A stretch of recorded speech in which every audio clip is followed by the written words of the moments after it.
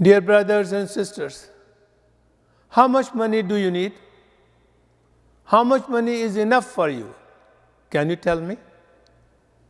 Do you know your limit? Do you know your requirement? Answer is no.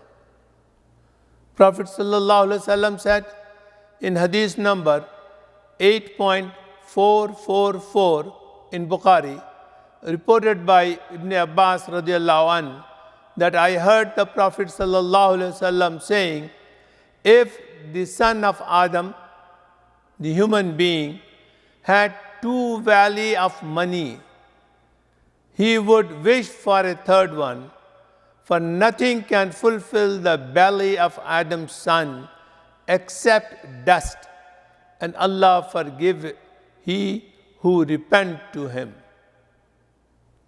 End of hadith. Dear brothers, what do we learn from this hadith?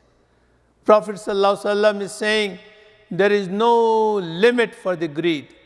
Even if you have 2 valleys full of gold, the person will wish to have another valley full of gold.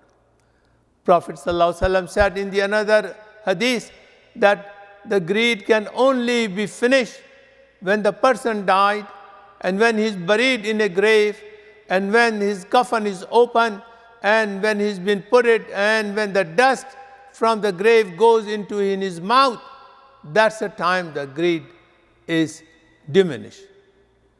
Dear brothers and sisters,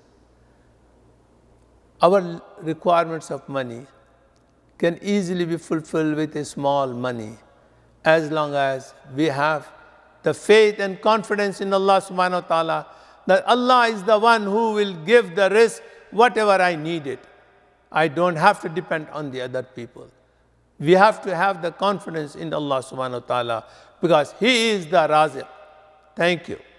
Allahumma salli ala Sayyidina Muhammadin wa ala